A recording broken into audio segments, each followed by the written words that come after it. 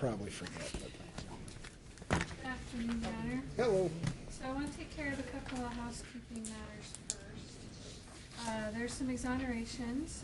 Number 7, James Cooper. James Cooper, no one's responding, that's an exoneration. Number 9, Isaiah Johnson. Isaiah Johnson, no one's responding, that is also exonerated to district court. Then we have Filbert Applin. Filbert Applin. No, I'm sorry, number 14, also exonerated to district court. Jamie Cressy, no one's responding, that's number 15, exonerated to district court. Then I have item number 24 on your jail list, number 6 on the docket. They have an agreed motion. We will be entering at this time.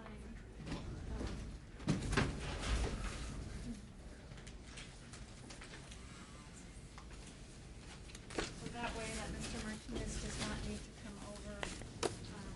Looks like the defense has reviewed it and it's agreed.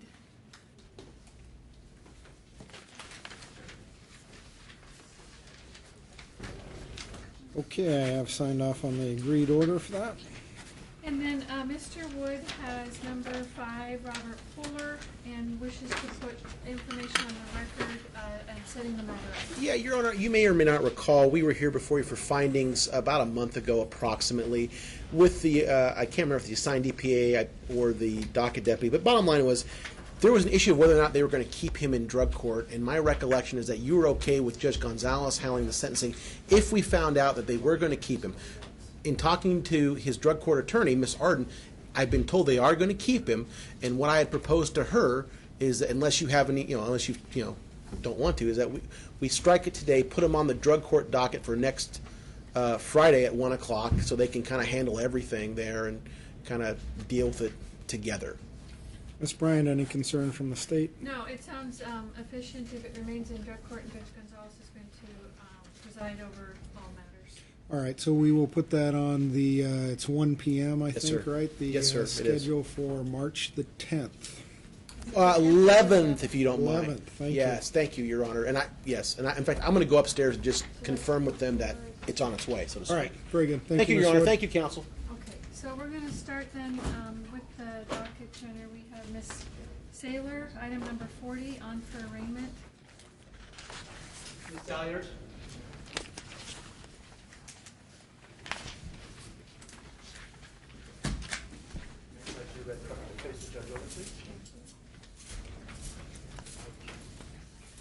Hello. Hello. So it is my understanding that Ms. Salyers is representing herself on this matter. Well, she qualified to have an attorney represent her. She declined that at our last hearing. Do you want me to appoint an attorney for you today? No, Your Honor. Okay. You understand complicated legal issues with some severe consequences for you, potentially. Yes, Your Honor. And you don't have any legal training or experience? I study law on my own. All right. And so the same court rules would apply to you if you're representing yourself as with an attorney. You understand that? Yes, Your Honor. And keeping all of that information in mind, including the potential impacts to you, you still want to be representing yourself at this time? Yes, Your Honor. Okay. You're entitled and allowed to do that. What I'll probably do, though, is go ahead and appoint you a standby counsel that can be there in case it is needed. Let's see, who do I have? Mr. Rucker, would you be available for that? I'll be available to be standby counsel, Your Honor. Thank you, Mr. Rucker. All right, this All means right. you got to prepare your case. I have. So, Ms. Salyers, am I pronouncing that correctly? Yes, Your Honor. Okay, I'll remind you again, you have the right to remain silent. Anything you say can be used against you. The purpose for us being here this afternoon relates to the arraignment, which means it would give you an opportunity to enter your plea against the charges against you. Did you receive a copy of the information that includes the charges made by the state? Yes, Your Honor, I did serve a copy on her, and I'll serve an extra copy on Mr. Rucker. Okay. So, ma'am, that is dated February 24th. There are 3 counts identified. Count 1, custodial interference in the first degree. Count 2, custodial interference in the first degree. And count 3, custodial interference in the first degree. Do you want to have any time to visit with Mr. Rucker about those? Your Honor, I'm standby counsel. I don't advise her. She makes her own decisions. That's I'm true. there prepared to take over the case if and when she decides she cannot proceed. Very good. My Thank you, apologies, Mr. Your Rucker. Honor. No, that's very good. Do you need some time to read through or review the information any further at this time, Ms. Salyers? Your Honor, I would just like to submit my notice of dismissal for lack of jurisdiction. Okay, is that something you've previously constructed. filed, or is that the original? This is the original. I've got one for the prosecution and one for the judge. Okay, Ms. Bryan will take that, and if you want to provide the original, that will go to the court. So that will be filed. As it relates to the issue of the information, do you want me to read the entire information to you, or are you comfortable with what's contained in it? Which information? This? Yes, with the 3 charges against you. I would like it to be read, please. Okay. I'll review it and you can follow along. As I mentioned, as to count 1, custodial interference in the first degree, the charge is that you, Stephanie Merelda Salyers, in the County of Clark, State of Washington, on or about February 21st, 2016, being a relative of MSP, so those would be the initials of an individual, with intent to deny access, did take, entice, retain, detain, or conceal a child under the age of 18 years, to wit MSP, from the person having lawful right to physical custody of such person, and did intend to hold the child permanently or for a protracted period, contrary to the Revised Code of Washington, Section 9A.40.060(1A).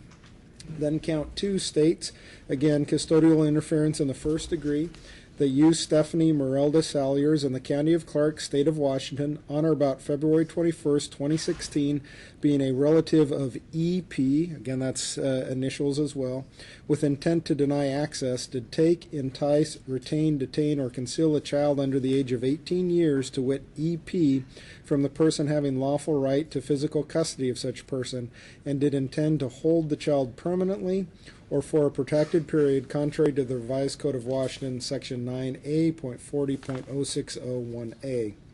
And then finally, count 3, custodial interference in the first degree, that you, Stephanie Merelda Salyers, in the County of Clark, State of Washington, on or about February 21st, 2016, being a relative of MP, again initials, with intent to deny access, did take, entice, retain, detain, or conceal a child under the age of 18 years, to wit MP, from the person having lawful right to physical custody of such person, and did intend to hold the child permanently or for a protracted period, contrary to Revised Code of Washington 9A.40.060(1A).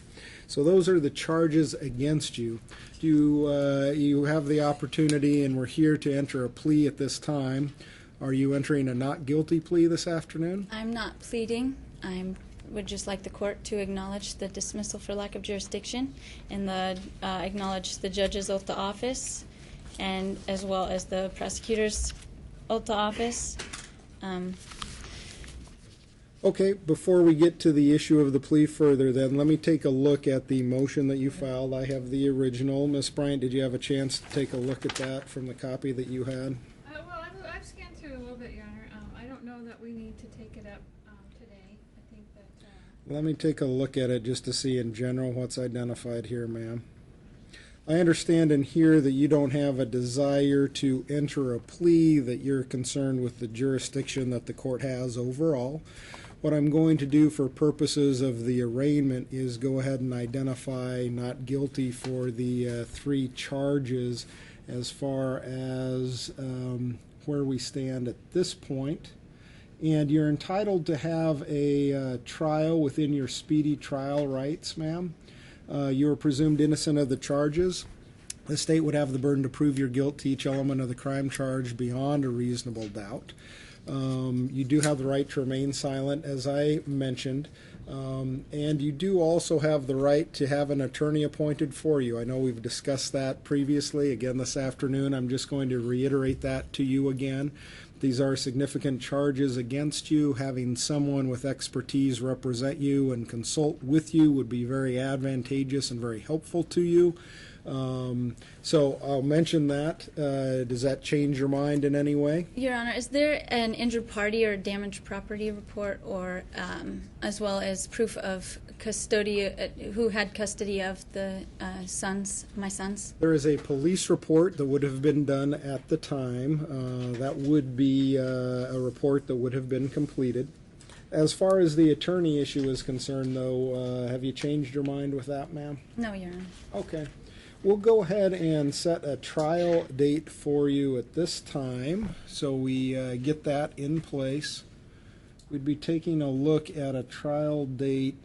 Is this a jury trial by common law with a injured party damaged property report? You have a right to a trial by a jury unless you were to knowingly, intelligently, and voluntarily waive that right to have to not have the jury trial. So at this point, it would definitely be scheduled as a jury trial. And we'd be taking a look at April 25th, it looks like. Does that work for the state? April 25th does work for the state, right? All right. So what we'll do, ma'am, is set your trial date for Monday, April 25th. That's 52 days elapsed from today's date. Readiness will be on April the 21st at 1:30 p.m. You'll be getting a copy of the scheduling order that identifies those dates. And so, again, I suggest you take a look at the issue as far as legal counsel and representation. I think we may want to go ahead and schedule this for a review prior to that time, just to Perhaps, Your Honor, we could work at that. Your Honor, can my sons have always been in my custody, so this is all illegitimate information, as well as the no contact orders that were placed on me for my sons. I've never been charged with any domestic violence, ever. And again, ma'am, I'm only going to caution you that anything you say can be used against you, so I want to remind you that you want to be careful about specifically Facts, what you're yeah. saying as far as the facts or the allegations are concerned. At this point, I understand and have heard your position as far as your children are concerned and what's involved with it. What we'll do is set a date for, I think omnibus does make sense. It'll give the opportunity for review and to consider where we are in exchange of information. Your Honor, is there any way that I could get released on personal recognizance, in the sense I was not provided any opportunity to go to the law library. I was approved to go to the law library on the 25th and have not been afforded the opportunity. Okay, we'll get to that in just a minute. Let me set the next court date here. Can I propose the 17th of March, Your Honor? You may. That'll be your At department. 9 a.m.? Mhm. Yeah, let's do that. March 17th at 9 a.m. And that will be included in the scheduling order as well. We're going to do a couple more things, ma'am. One is, at the time of your first appearance, I entered no contact orders Right. in relation to the two individuals. 3. Yes, thank you. Because we are at arraignment,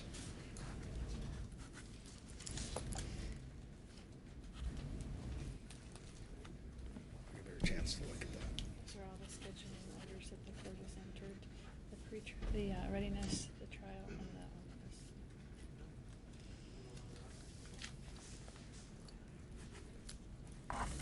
omnibus. Is there any way that we can get the printed names so that I can understand who is prosecuting and the judge's name as well? Jeff McCarty is the prosecutor assigned, and this is Vanderwood. And the Washington State Bar Association member, I don't have Mr. McCarty's Okay. number. Vanderwood? Yes, this Yeah, is. that's me.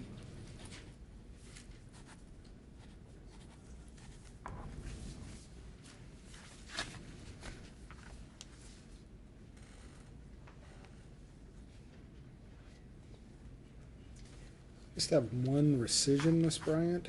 Yes, I've indicated that it covers all three of the orders that were entered. Oh, for on all the orders, sheet, okay. Your Honor, so Thank you. tried to make sure we covered all that.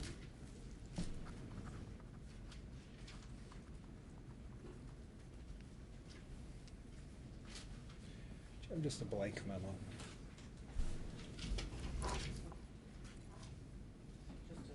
Do you want to just sign your name? No, just in relation to law library access. Oh, yeah. I can fill that out, Your Honor. It's not just a memo of disposition. Yeah. Yeah, just indicating that if she qualifies under their rules, the court authorizes.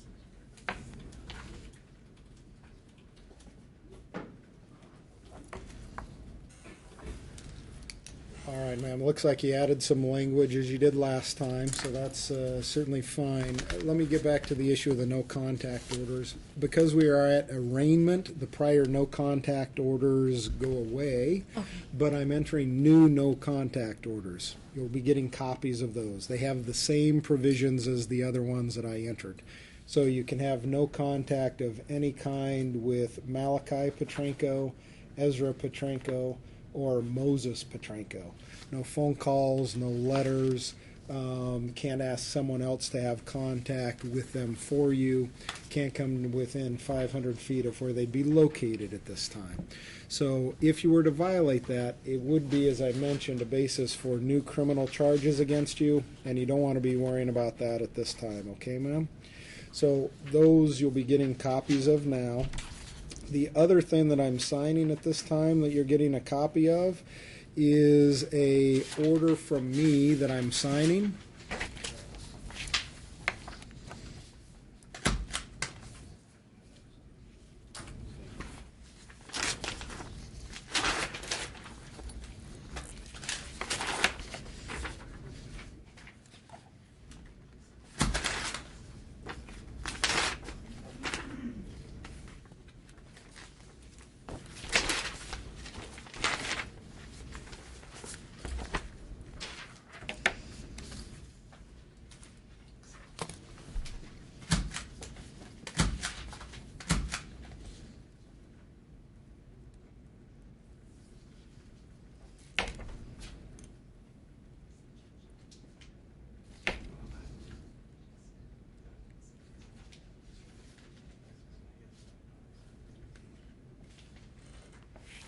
I did.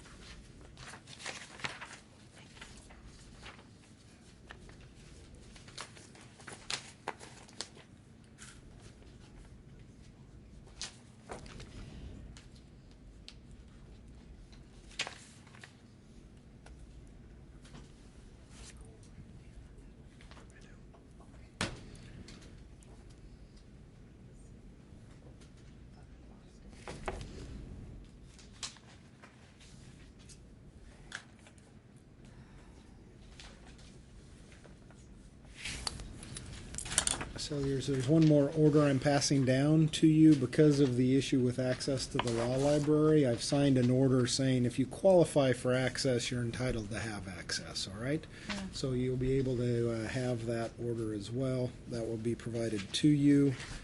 And then I think that will take care of the other issues that we've addressed today with the trial date being set and the follow-up hearing taking place on the 17th, all right? So there will be no release for personal recognizance? Oh, you did raise that issue. Thanks for raising it. I forgot to mention that. We are at arraignment. You are entitled to have it considered as far as the bail is set at this point. Previously, at the first appearance, the bail was set at $50,000. I heard you indicate that you would like to be released on your own recognizance. You indicated your inability to have access to the law library as a reason for that. Have there been any other changes in circumstances related to your situation as far as going along with your bail reduction request or waiver request? Well, I don't understand. Well, at the time that we first reviewed it, we heard from the state and you as far as where things were set as far as the bail was concerned. I think at that point you weren't too cooperative with community custody as far as providing information, how long you'd lived in the area, where your address would be if you were released, those sorts of I didn't things. understand why they were. I didn't know who was asking my information from me, and I was kind of confused. I was a little distrusting with having been arrested in the first place, so I didn't understand what. But I do. I have a home. I have availability to be in the area and readily available at any moment to come back to the hearing court. So you would have a place to reside other than where the three protected parties Yes. are? Yes. Okay. I'll go ahead here and hear the response from the state then as far as the bail issue is concerned. Well, Your Honor, we haven't seen any change in circumstances since the last time she was before the court. The court set bail at $50,000. We had actually asked for $75,000. This is an allegation that the children were allegedly removed from her care. She went to the home of the person who was granted temporary custody by the court and took the children out of the home, exiting through a window when the caretaker was in another room. So these are three minors, as I understand it, and there's concern over their safety, concern over the fact that there's been a prior failure to comply in Cowlitz County from February 17th, 2016. Also, there's been 2 previous warrants. She has some juvenile history, assault 4, consuming alcohol, another assault 4, and a minor in possession. They are somewhat dated back to 2005. But we are concerned about mostly about the safety for the children at this time. We believe $50,000 is appropriate. We'd ask the court to leave it there. Your Honor, the children, I have absolutely no idea where they are. They are placed in foster care right now. I have not attempted to contact or find out where they are, and I do not want to refuse any of the orders by the court. I'm a Marine. I'm very. I can understand authority, and I would not disobey any orders. And I'm not aware of any non-compliance with Cowlitz County. I did submit a continuance of hearing at one point, and I would never received a denial nor an approval for the continuance of hearing, and there was submitted a warrant on my behalf. There was no prior warrants other than that, and I did take care of that warrant immediately because I would never unintentionally or willingly or wittingly not show up for a hearing or a court date. And that one, I think she's referring to, it's a 2015 driving while suspended that's unadjudicated. With the information that I have that's in addition to what we reviewed last time, it appears, Ms. Salyers, that you're respectful of the court, the process that's being involved here. What I take a look at with the issue of the bail, the same as I did the last time, is the factors under 3.2 of the rules as to what extent there is a bail, whether it should be set, and if so, the appropriate amount. Then, as now, I am concerned with the community safety component of it. I do think that there is a reason, and a very good reason, to have some bail in place. As mentioned, the state had requested the $75,000 initially, and I had set it at the $50,000 amount. I do still think that that amount is a reasonable amount under the circumstances. I don't see a substantial change that would have me vary that amount. But you've articulated your request well, and I've certainly heard that. And so we will proceed with the dates as identified. I think you have copies of all of your paperwork there, then, ma'am. Thank you. Where do I sign? Oh, right here, ma'am. Okay.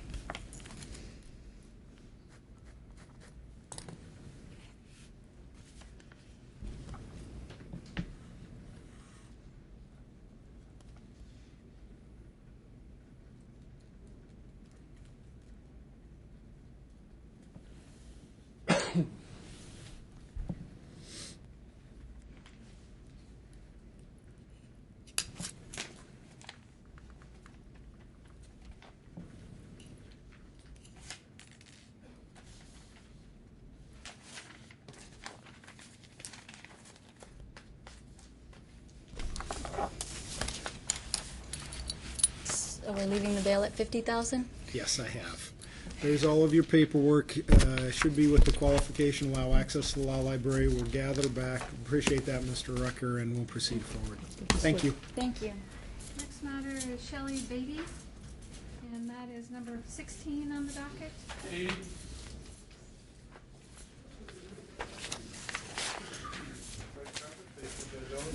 Is Mr. Schultz here?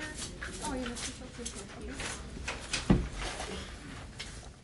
So we're on for arraignment. That's correct, Your Honor. I've had a chance to review the information with my client. We were anticipating this. We also have an offer which we have accepted, so two options. I'd like to set it on to the next available change of plea docket. Hopefully there's room available Monday. Wednesday. Let's give the clerk a chance to check that out.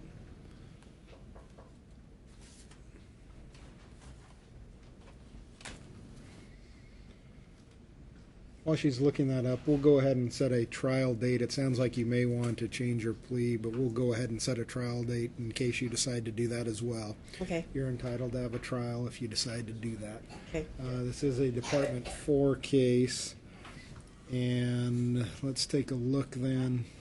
Refiled? Okay, yeah. Yeah. How about April the 18th? Satisfactory to the state. That's fine. All right. So we'll set your trial date for April the 18th. It's 45 days elapsed from today's date. Readiness would be on Thursday, April the 14th at 1:30 p.m. Okay. Was there room on Wednesday? Yes. All right. So it will also be noted on the change of plea docket then for March the 9th in relation to that change of plea. So if you decide to do that, the trial date would be stricken. You wouldn't have the trial, but you can don't have to change your plea and can proceed forward with the trial. Thank so you, you get Your a Honor. scheduling order that has those 3 dates on it. When I checked, there were about 55 matters on the docket. I thought it'd be advisable not to do it right now. So Appreciate that. back on Wednesday. Thank you, Your Honor. Wait a second, we're gonna get a copy of the paperwork.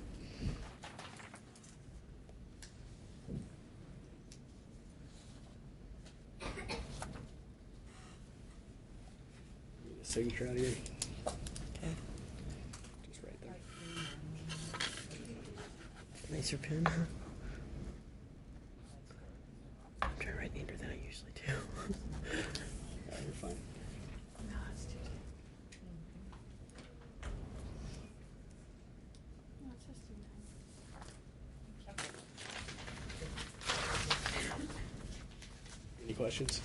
Mm-mm. So on Wednesday you should be. Ready to go? The next matter Ready? is Nicole Thank Eddy. you, David. Thank you. That's item number 49 on the docket. On for arraignment. Eddie?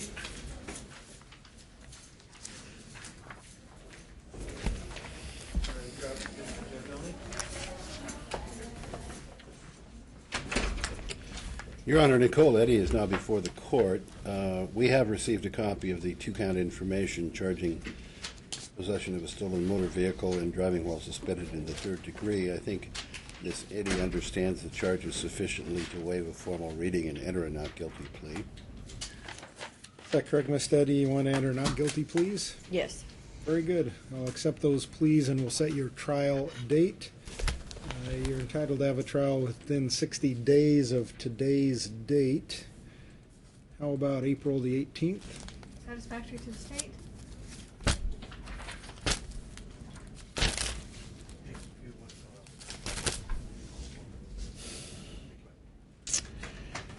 Yes, Your Honor, that would be fine. I've got one other matter, but I'll approach if that becomes a problem. I would indicate that there has not been any discovery provided. There was an appointment from last week, but that could be noted for the file. Yes. Appreciate that. It will be 45 days elapsed from today's date then for your trial date, and readiness will be on Thursday, April the 14th at 1:30 p.m. So those dates are going to be on this scheduling form that's going to be handed down. But it's not actually going to be the day that I get seen. Pardon me? It won't be actually the day I get seen if I enter in a different plea, right? Right, right. But your signature on this document doesn't do anything other than acknowledge that you've received a copy, and therefore, if you don't appear, you have to be out and don't appear, you can be charged with bail charge. Well, I'm stuck here, so I don't think I'm not going to show up. Like, Okay. not going to not show up. That's kind of a standard thing I tell people, so sometimes it doesn't apply, but you do get what I'm saying, right? Yes, I wish I was out. Yeah, sign there.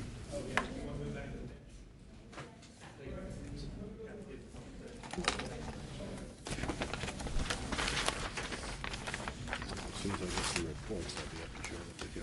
Okay. Do you think we could try to get you on change of plea docket next week? Cindy Sykes is next, number 29. No, 43, sorry. Then we need to get an number.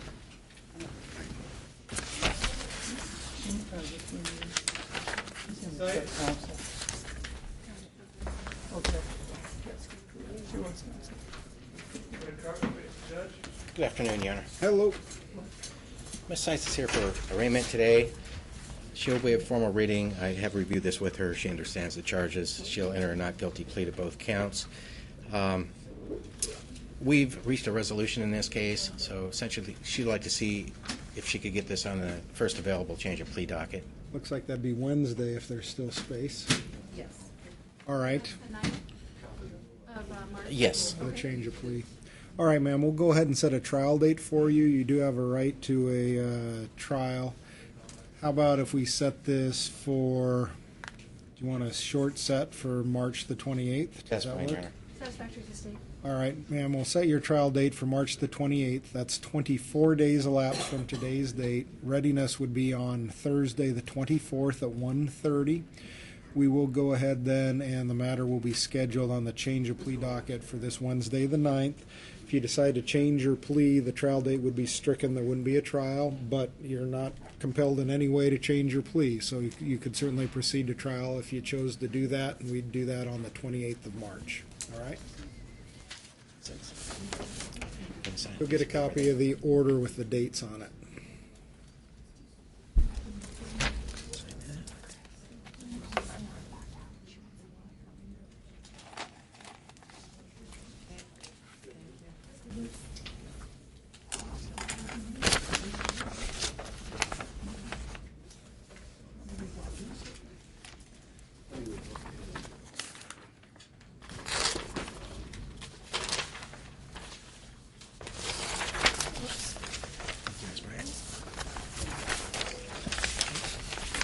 Thank you.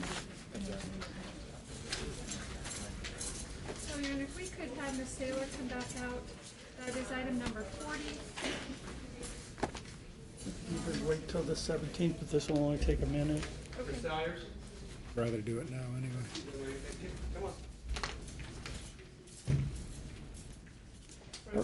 Hurry, hurry. Come on.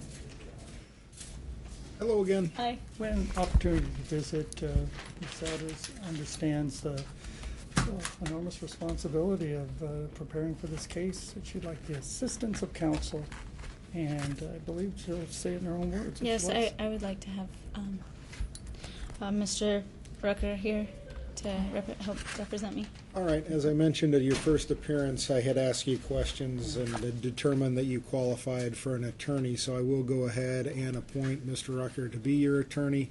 I certainly think that is a good decision on a variety of levels. He will serve you well and be able to advocate well for you, and I think it's a complicated matter that is good to have someone with legal expertise help with that. So. All the other dates remain the same, so we will be back on the 17th, and your trial date remains the same as well. Thank you very much. All right, thank you. I'll see you soon. Thank you. Next matter is Jamie Gerard.